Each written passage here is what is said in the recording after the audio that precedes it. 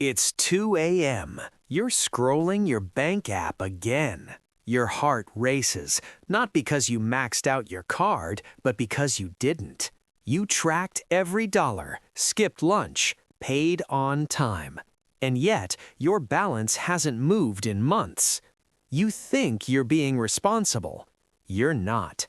You're being pacified. This habit will cost you $142,000 in 7 years of financial freedom. Beware of little expenses. A small leak will sink a great ship. I'm Habby, the habit accountant. I don't track your spending. I audit your habits and calculate what they're really costing you. Meet Alex, 29, graphic designer, makes $68,000 a year, solidly middle class. Every Sunday, Alex sits down with coffee, opens a spreadsheet, and plans the week's spending. No impulse buys, no overdrafts. He's proud of it. He's doing everything right. He doesn't use credit cards recklessly. He doesn't buy luxury watches. He even cancels subscriptions he doesn't use, eventually. But here's the thing about Alex, and maybe you too. He's not broke because he spends too much. He's broke because his money has no mission. Alex feels in control, but his habits are quietly donating his future wealth to companies that don't even know his name. But what Alex didn't know was hidden in plain sight. Let's audit Alex's harmless habits, line by line.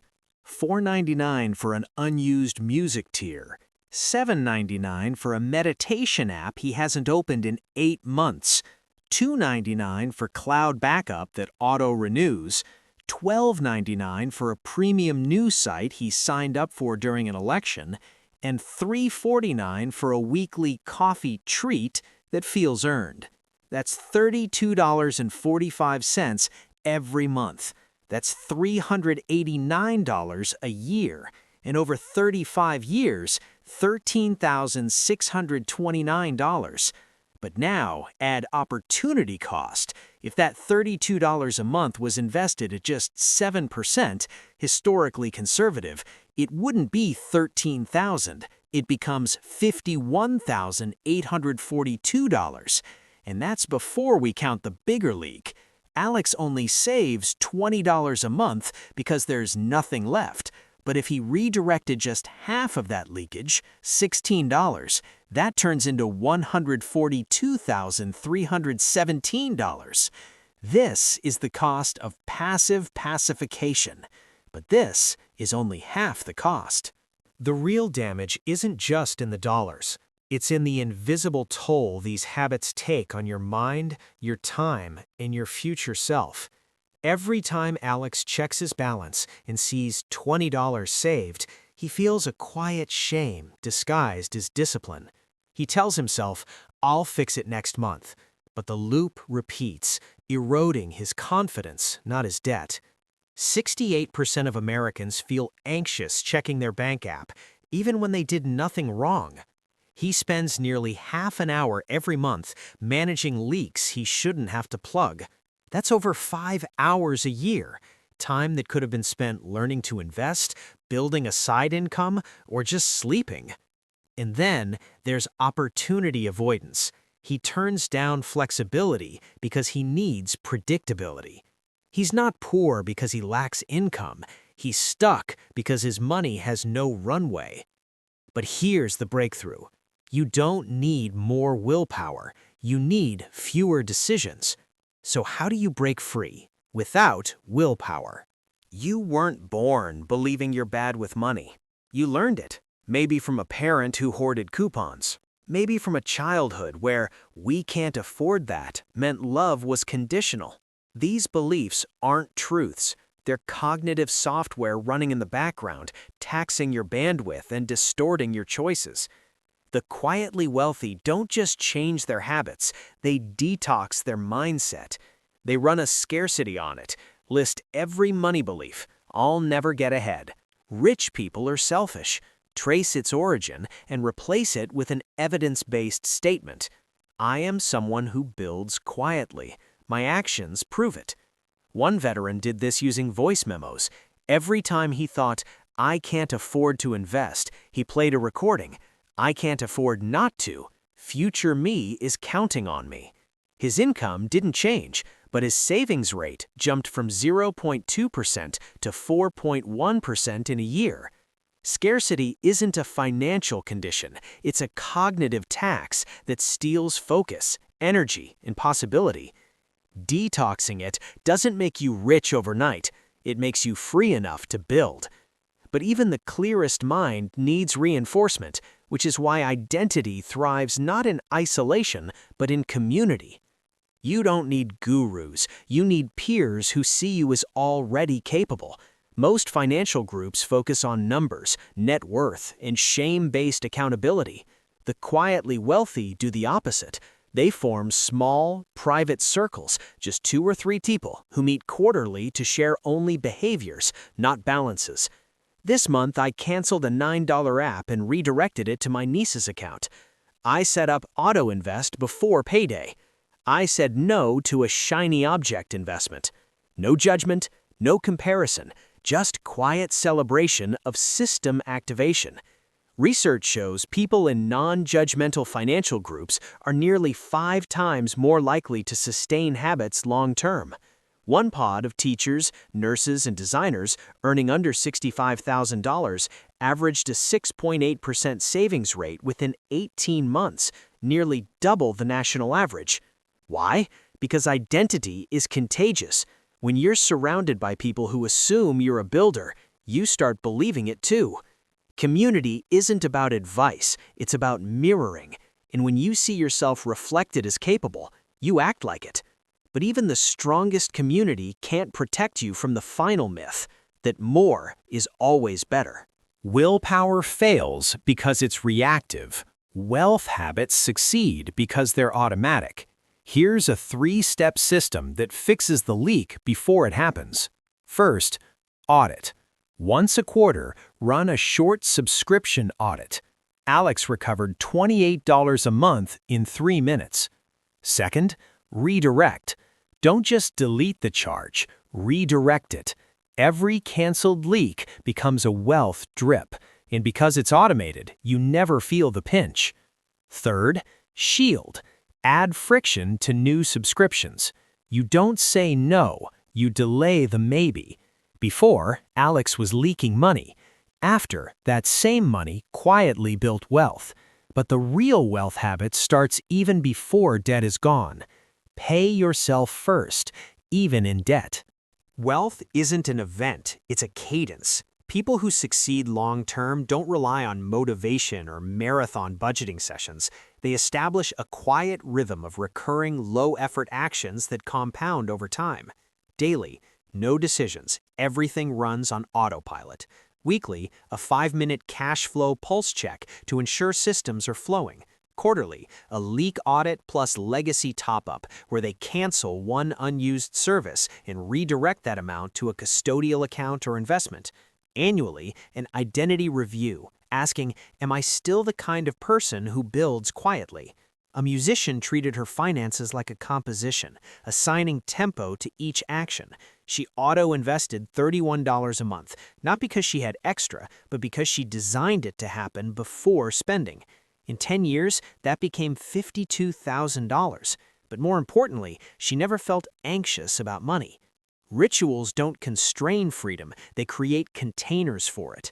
When your money has rhythm, you stop reacting and start composing your life. But rhythm alone won't save you from the most seductive illusion of all, the belief that freedom requires a big win. You've been lied to. Freedom doesn't come from a raise, a viral side hustle, or a stock moonshot. It comes from the relentless redirection of tiny leaks into silent gains.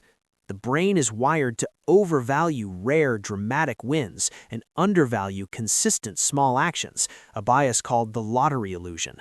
One man paid off $48,000 in debt and built a $13,000 investment portfolio without ever earning more than $61,000 a year. How? He recovered $41 a month in forgotten subscriptions and bank fees, auto-invested $75 total, and never touched it. In 5 years, that drip filled a reservoir of options. He used his $5,200 emergency fund to walk away from a job that drained his soul, and only then did his income rise. Predictability beats volatility every time. The opposite of poverty isn't wealth, it's the calm certainty that your next month won't collapse because of a $300 surprise. Stop waiting for lightning to strike. Start building a roof that collects the rain. But even predictability means nothing if you haven't answered the hardest question. Who are you becoming while you wait? The quietly wealthy don't wait until they're ready. They build wealth while they're still figuring it out. Most people believe pay off debt first, then save. But behavioral science shows the opposite works better. Pay yourself first, even in debt. One path feels disciplined, but fragile. The other builds options. Money saved, even tiny amounts, rewires your identity. You stop managing scarcity. You start building abundance. Alex didn't get a raise. He didn't win the lottery. He just gave his future self a seat at the table. Now, let's see the full transformation. Every time you make a small, unplanned money choice, should I get coffee? Is this subscription worth it? Do I really need this? You pay a hidden fee, the decision tax. It's not monetary, it's cognitive, and it drains your willpower battery long before payday. The average person makes 37 micro-money decisions a week. That's 1,924 decisions a year, most made while tired, distracted, or stressed. The quietly wealthy eliminate this tax, not by being disciplined, but by pre-committing. They decide once, I get coffee on Tuesdays and Fridays, paid from my Freedom Bucket. All subscriptions must pass the used it last month test. Impulse buys wait 48 hours. One nurse reduced her weekly decisions from 41 to 6 by using a simple choice menu for recurring spending. Her stress dropped 58% and her savings rose, not because she earned more, but because she conserved mental energy. You don't need more focus, you need fewer decisions. But even perfect decision hygiene won't help if your money tools are working against you, which is why your bank might be your biggest silent leak. Your bank isn't neutral, it's optimized for its profit, not your peace. Overdraft fees, low-interest savings accounts, hidden monthly charges, and complex reward systems aren't accidents. They're features designed to extract value from your inattention. The average checking account at a big bank costs $120 a year in unnecessary fees and lost interest. Meanwhile, fee-free, automation-friendly institutions, online banks, credit unions, neobanks, offer the same FDIC protection with zero friction. One delivery driver switched from a legacy bank to a simple online account. He eliminated $9 a month in fees, earned 4.5% on his emergency fund instead of 0.01%, and set up auto-invest in under 10 minutes. That's $210 more per year kept and $1,800 more earned over a decade. You don't need a financial advisor to fix this. You just need to ask, is my bank making my life easier or harder? Most people stay out of inertia, but one 15-minute switch can recover thousands over a lifetime. And once your foundation is clean, you're ready to do something most never consider. Pay yourself before your debt. The 1% rule. Here's what no one tells you. You don't need to fix your budget to start building wealth. You just need to redirect 1% of your income automatically. Most people think $56 is meaningless, but math doesn't lie. And the best part, starting with 1% bypasses your brain's threat radar. No deprivation, no spreadsheet guilt. Just a quiet transfer labeled future rent, trip fund, optionality. So Alex didn't wait. He set up a $57 auto invest in a low-cost ETF the same day he canceled his third unused app. But automation alone isn't enough if your identity doesn't shift. Identity anchoring. Behavioral science shows you don't rise to your goals, you fall to your identity. So if you still whisper, "I'm not a saver," no system will stick.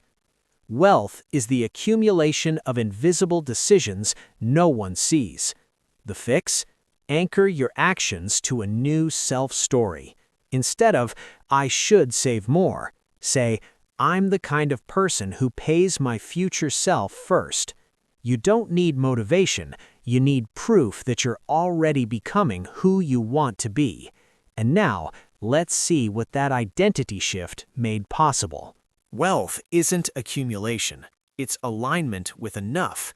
Beyond a certain point, around $75,000 household income, more money doesn't increase daily emotional well-being, yet we keep chasing, upgrading, and inflating as if abundance is a finish line you cross with one more purchase.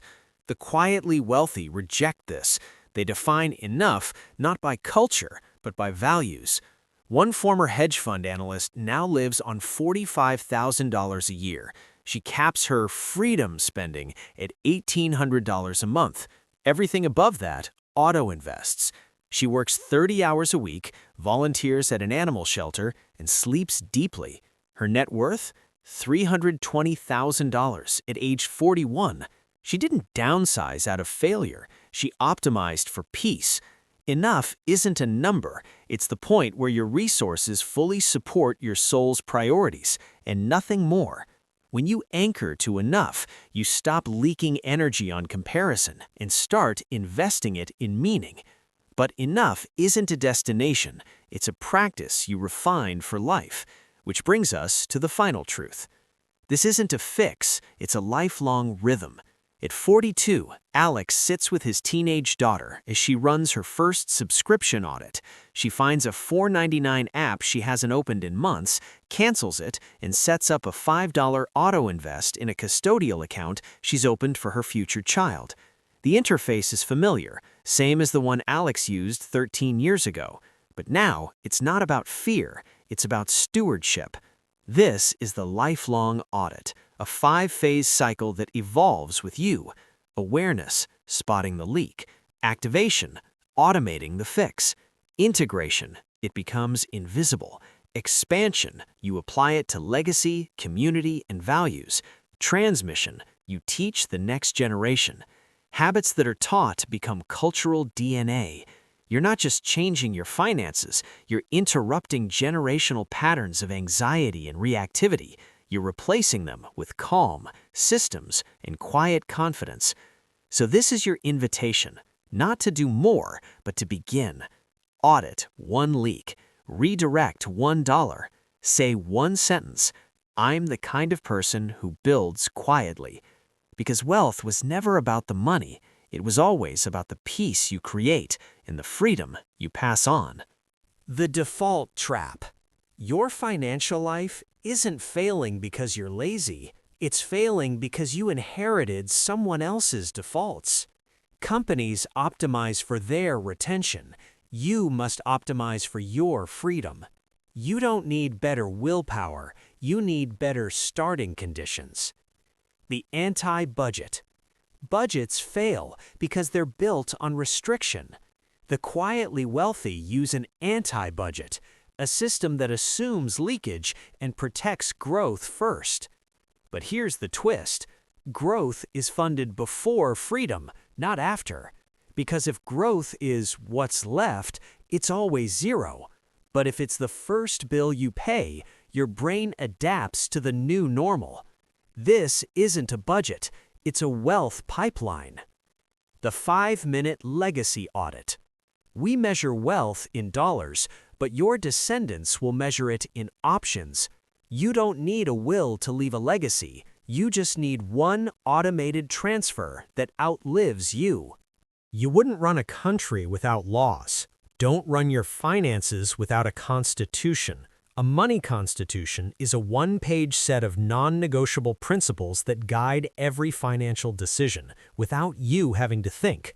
Examples: I pay my future self before I pay for entertainment. I never sign up for a free trial unless I set a phone reminder to cancel. I measure wealth in peace, not possessions. One single dad wrote his on a sticky note and put it on his fridge. It took 7 minutes, but it stopped 3 impulse buys in the first month and redirected $89 into his daughter's account. Constitutions work because they bypass emotion. In the moment of temptation, you don't ask, "Should I?" You ask, "Does this align with my constitution?" And the answer is already written.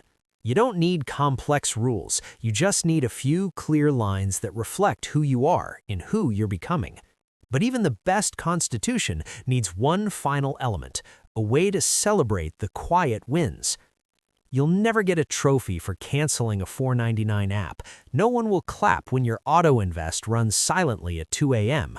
But these invisible wins are the bedrock of real wealth. The problem? Your brain doesn't reward what it doesn't notice, so the quietly wealthy build in micro-celebrations, a note in their journal, "Future me just got paid," a sticker on their calendar, a quiet thank you to themselves. One librarian kept a freedom jar.